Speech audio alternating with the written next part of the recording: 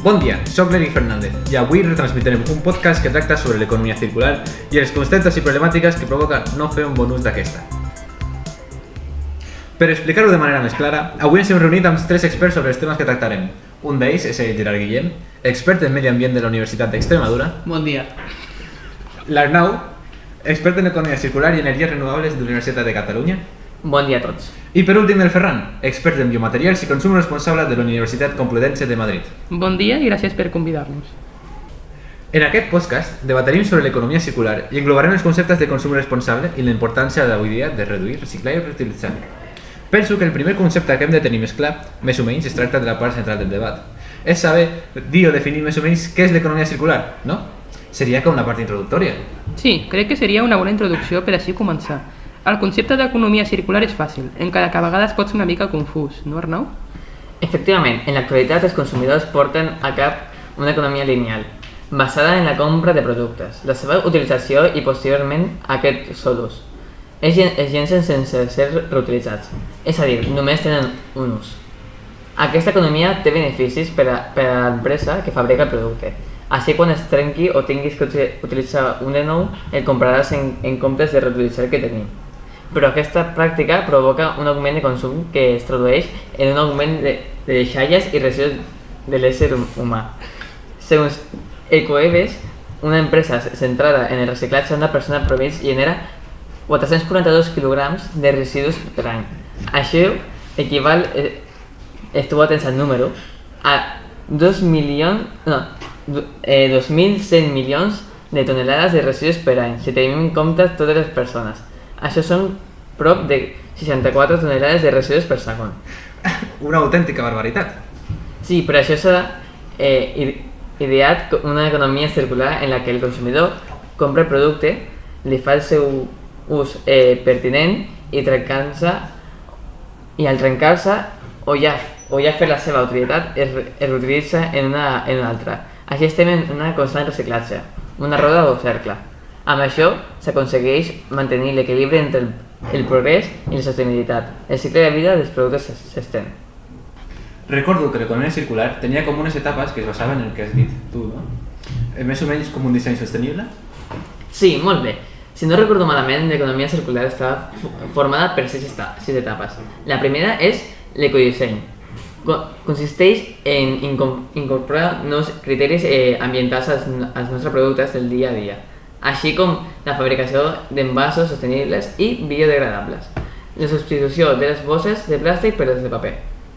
Sí, cada vegada més al supermercat i als hipermercats s'està proponent la venda de bosses de paper per substituir les de plàstic, que encara que són una mica més cares, les de paper són reciclables i biodegradables.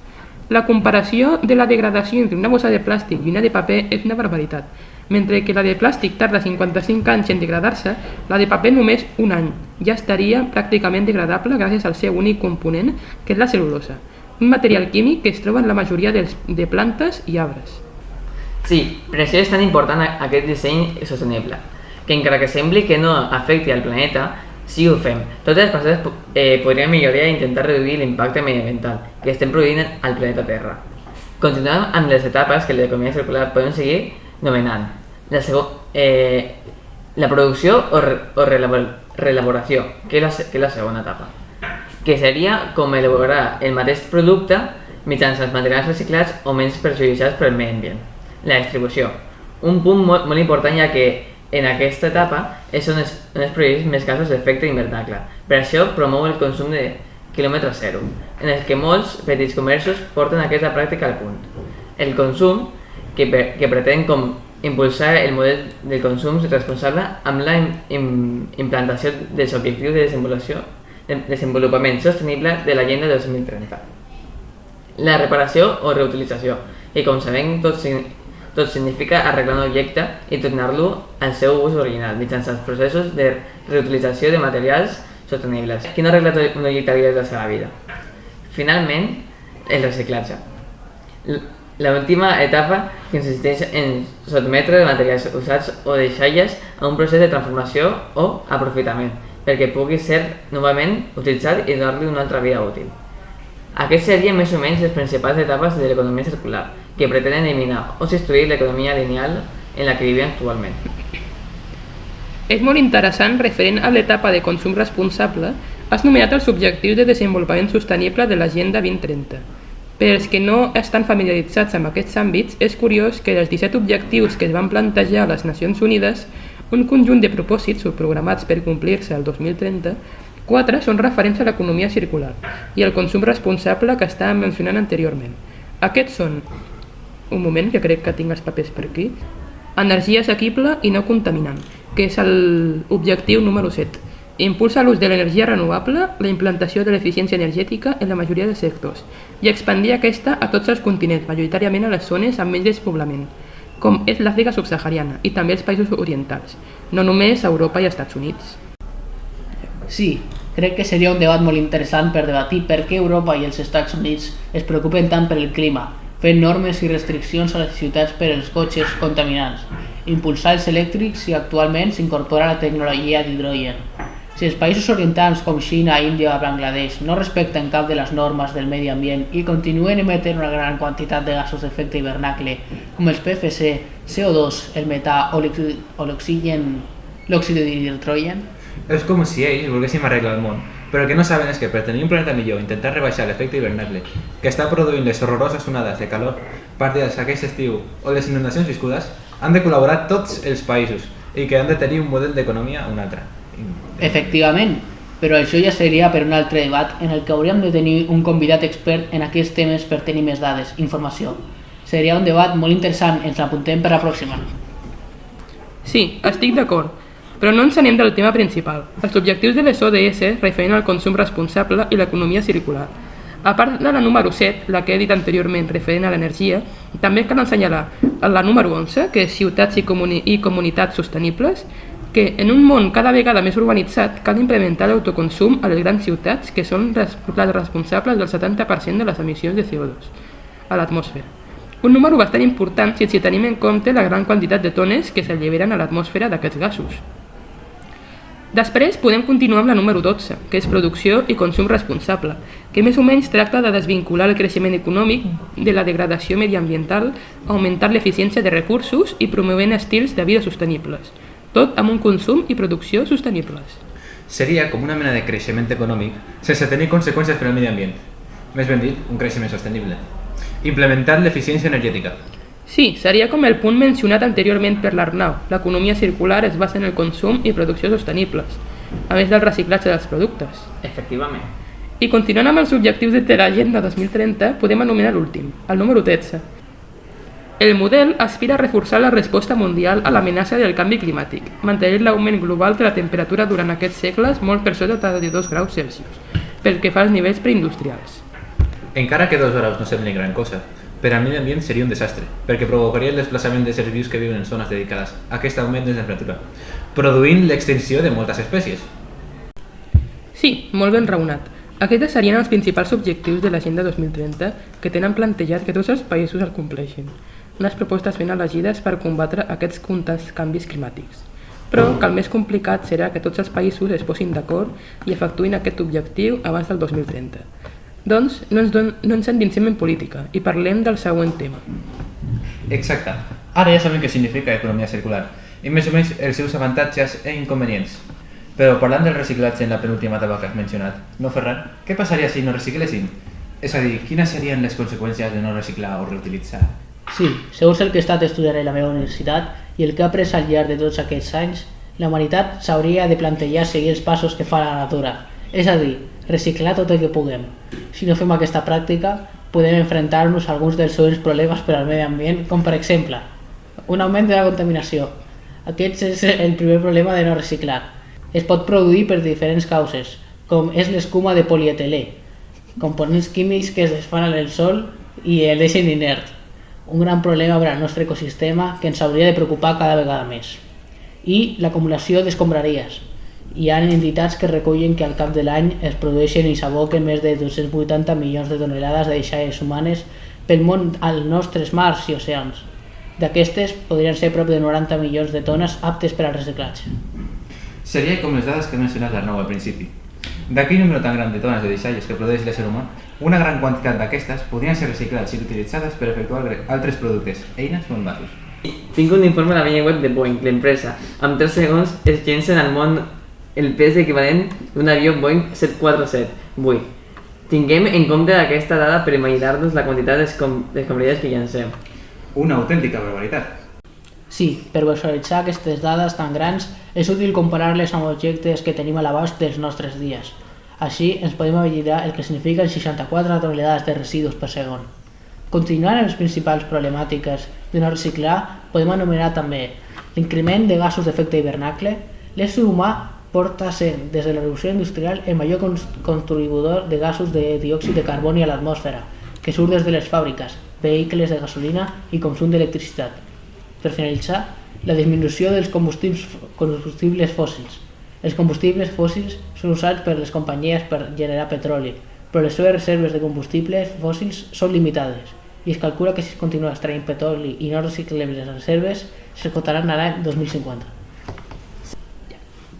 Si els combustibles fòssils, encara que són un combustible amb alt poder calorífic, molt útil per als forns i empreses relacionades amb la fundació, són un gran problema per al medi ambient. El problema que s'està presentant a l'actualitat és la disminució dels combustibles fòssils, que en un llarg termini, o més dit, curt, perquè només queden 40 anys que triguin a esgotar-se totes les reserves de petroli i gas natural que existeixen en l'actualitat.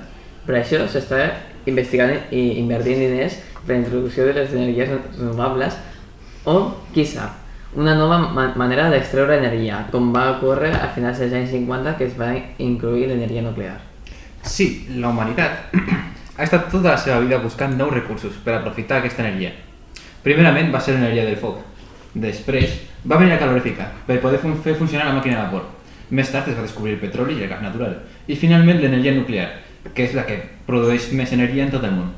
Potser estem en un moment de transició energètica en la que hauríem de buscar nous recursos per fabricar energia o continuar amb la investigació de les actuals energies renovables, com per exemple l'eòlica, la solar, mareomotriu o geotèrmica. Encara falta temps perquè se'ns esgotin les energies que ens hem recolzat tots aquells anys per aconseguir el progrés, però ens hauríem de comprometre tant al progrés o podríem substituir-lo momentàniament per a centrar-nos en la investigació de noves energies? Està lligat el progrés de les economies amb la contaminació? Són preguntes fàcils de plantejar però molt complicades de respondre, eh? Bueno, deixem aquestes preguntes a l'aire, perquè la gent reflexioni a les seves cases. Continuant amb el que estàvem dient del reciclatge, Gerard, hem mencionat les problemàtiques de reciclar, però no podem confondre reutilitzar amb reciclar, veritat? Tradicionalment associem reutilitzar amb la classificació de basures, residus, matèries que han complert un primer cicle de vida, etc. Podem pensar que reutilitzar una ampolla de plàstic és una atracció intrascendent, però hi ha un conjunt de conseqüències si no fem aquesta pràctica tan necessària per al nostre planeta, com serien malbaratament de matèries primeres. Quan no reutilitzem, estem forçant a les empreses a generar més productes i, per tant, es genera més residus i un malbaratament de matèries primeres. I, per últim, l'augment del nivell de residus. Si no reutilitzem, es pot provocar un augment excessiu de residus a tots els àmbits on viu l'ésser humà i provocar que els ajuntaments inverteixin més recursos en el tractament i la neteja d'aquests residus i contenidors. Aquestes serien les principals problemàtiques de no reutilitzar. És per aquesta raó que l'actualitat és tan important aquest. Excel·lentment dit, Gerard. A vegades es pot confondre reutilitzar per reciclar, però ja ens ha quedat clar què significa cada concepte i les causes que pot comportar. Però si jo ara volgués ser més responsable del medi ambient, què hàbits necessitaria complir per a aquesta proposta? Jo tinc la resposta, i és el consum responsable. El consum responsable no només té en compte la realització de compres més racionals i equilibrades amb l'economia circular, sinó que consisteix en la tria de productes i de serveis d'acord amb diversos criteris. Entenem per consum responsable una actitud per part de les persones consumidores i usuàries que implica un consum conscient i crític davant del nostre planeta. Aquesta activitat és essencial si no es té en compte pot comportar a un augment considerable de les emissions de diòxid de carboni, CO2, metà, o com tots el coneixem com CO4, i altres gasos degut a l'emissió d'aquests en el transport. Entre altres causes de saber per què és útil el consum responsable és tenir en compte on està fabricat aquest producte, si es troba en països on predomina l'explotació infantil, els treballs forçosos, la poca qualitat de vida, els pocs ingressos que reben. Aquests són uns exemples que justifiquen la necessitat i l'urgència del consum responsable. El podem combatre reduint les compres a països on actualment estan presents unes condicions de treball molt dures amb uns ingressos mínims i també contribuint a la reducció de GEI, gasos d'efecte hivernacle. Sí, com he mencionat abans, crec que amb les etapes de l'economia circular, al principi, he dit esperant, no? Sí. Correcte. Hem mencionat anteriorment que encara que les persones consumidores sembla que no portin res a aquesta economia circular, que tracta d'imposar-se la lineal, fan més del que sembla, perquè elegeixen el producte, comparen amb els altres i els compren. Aquests són els principals pilars d'aquesta nova economia, que es centra en el reciclatge i la nova utilització de productes. Centrat en la finalització d'aquest punt, m'agradaria fer una petita pregunta que, encara que pot sortir una mica del tema, penso que podria ser un tema molt interessant i referent al que estem dient ara. Hem comentat anteriorment els punts de l'economia circular, les ODS, la diferència entre reduir i reciclar, però crec que s'haurien de preguntar sobre si són perjudicials o com impacten els processos de transformació de matèries primeres al medi ambient. És a dir, com impacten el consum d'energia, aigua, contaminació del medi, qualitat de vida, etc. Sí, encara que sembla que sigui de temes diferents, pertany a la mateixa branca del que estàvem parlant anteriorment. És una qüestió molt interessant i tinc un informe aquí d'un PDF sobre aquests temes de les indústries, que explica l'impacte que té més o menys aquests processos de transformació referent a l'energia l'aigua. El procés per transformar una matèria primera a un producte elaborat consta en diverses fases. En l'apartat de consum energètic, el transport de les matèries primeres i les màquines que s'usen per extreure el material consumeix molta energia. També si la matèria primera s'ha de fondre en un alt forn. Aquest utilitzarà energia per generar calor, principalment el gas natural, petroli i carbó. En poques indústries s'utilitza l'electricitat per fer aquest canvi d'estat. Quan parlem de consum d'aigua, és important recalcar que el procés de refredament normalment s'apliquen gasos o aigua al producte per tal que baixa la temperatura més ràpidament. Això comporta una baixada de temperatura dràstica, que es necessitaria quan hi ha un material que sent moldillat a temperatures superiors a 1000 graus. Per això és necessària tanta aigua, com per exemple en centres nuclears o als forns. Aprofitem aquesta gran quantitat d'aigua en comptes de donar-li un altre ús, com és el domèstic, el regadiu. Sí, és trist que en països on necessiten aquesta aigua per el regadiu o per només un ús domèstic la utilitzen per alimentar les seves centrals nuclears o els forns. Per això seria un debat més de política i de qualitat de vida. A Europa es procura més per una quantitat de vida més assequible, apte per a viure en bones condicions sense ninguna preocupació per part de recursos exteriors, mentre que els països més orientats, Xina, Índia, Bangladesh, etc., impulsen la seva economia sense preocupar-se per les condicions de vida de les persones que treballen, viuen al camp o es dediquen a una empresa multinacional. Només cal mirar els salaris mínims projectats per datos macro. Mentre que a Europa tots els països superen els 1.000 euros mensuals, a Àsia no arriben als 300, amb alguns països com Bangladesh, que només tenen un salari mensual de 15 euros. Amb aquesta dada ens podem fixar en la gran diferència que hi ha entre la qualitat de vida entre Europa i Àsia. Continuem amb els principals problemes dels processos per transformar una matèria primera en un producte elaborat, podem recalcar un altre. El medi ambient. Ens afecta negativament perquè la maquinària que s'usa a l'hora de transformar matèries primeres necessita energia per funcionar. D'aquesta energia la màquina genera uns residus, com per exemple CO2, els quals són nocius pel medi ambient. La pròpia extracció del material pot ser dolenta per a aquest medi, amb tècniques com el fracking, que consta de perforar la terra per extreure petroli i gas natural. Aquest mètode d'extracció ha estat prohibit per a alguns països degut a l'alta degradació del medi a l'utilitzar-lo. Si el material no ha sigut extret o tractat de la manera correcta, pot ser perjudicial per a la nostra salut, ja que pot contenir imperfeccions perilloses o per fer malbé altres màquines. Molt interessant. Tenia una gran curiositat si aquests progressos ens afecten el nostre planeta, i si era així, quines coses tenia. És també molt interessant que tot procés, mínim que sembli, pot provocar una degradació del medi, una corrosió de la terra, deixar-la infèrtil, etc. La majoria de processos industrials ens afecten al nostre planeta. Tenint això en compte, hem sentit al llarg d'aquests anys que s'han creat els anomenats biomaterials, com una mena de materials produïts per cèl·lules orgàniques o per productes orgànics, però una gran part d'aquests, al utilitzar-se, es converteix en rebuig. Així que, Ferran, tu que ets un expert en biomaterials, ens podries dir un consell sobre com es poden utilitzar aquests biomaterials de rebuig? Sí, faltaria més. Els biomaterials són materials dissenyats per actuar com a sistema biològic amb el fi d'avaluar, tractar, augmentar o substituir algun teixit, òrgan o funció del cos. Aquests poden ser d'origen natural, col·làgen, quitina o artificial, metalls, ceràmiques, polímers. Són molt útils en l'àmbit de la medicina i el progrés, però tenen un gran conseqüència després d'utilitzar-los, que és l'impacte mediambiental que causen quan ja no són utilitzats.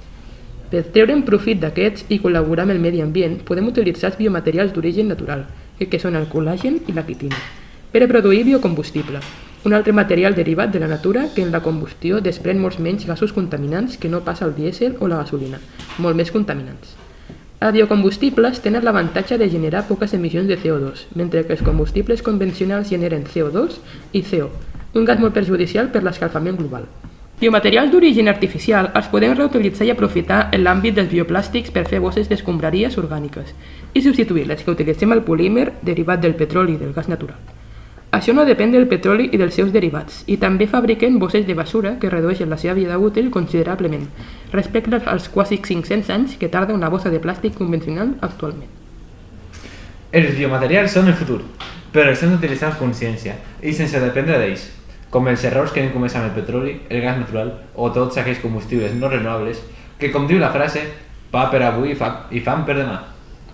És a dir, en aquests moments disfrutem d'aquests combustibles, però com no són renovables, en uns pocs anys s'acabaran i tots aquells avenços que hem tingut gràcies a ells s'acabaran.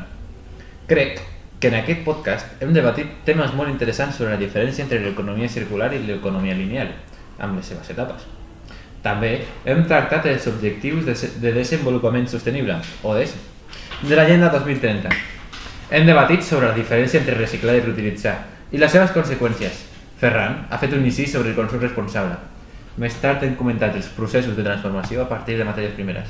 I finalment hem comentat els avantatges i les conseqüències que tenen els biomaterials. Un debat bastant complet, crec jo, no? Sí, i això no hauria sigut possible sense els nostres experts. El Gerard Guillem, expert del medi ambient de la Universitat d'Extremadura. Gràcies per la invitació. Ens veiem en un pròxim podcast sobre aquests temes tan interessants. I l'Arnau, expert en economia circular d'energies renovables de la Universitat de Catalunya. Gràcies a tots i espero que ens veiem d'hora. I per últim el Ferran, expert en biomaterials i consum responsable de la Universitat Complutense de Madrid. Gràcies per a la invitació i per a la companyia. També vull recalcar que sense el presentador no s'hauria fet possible aquest podcast, no? Bueno, si dius en aquest sentit, donem per finalitzar el debat i tot aquest tema tan interessant. Es veiem el pròxim dia a la mateixa hora. Salut i fins la pròxima!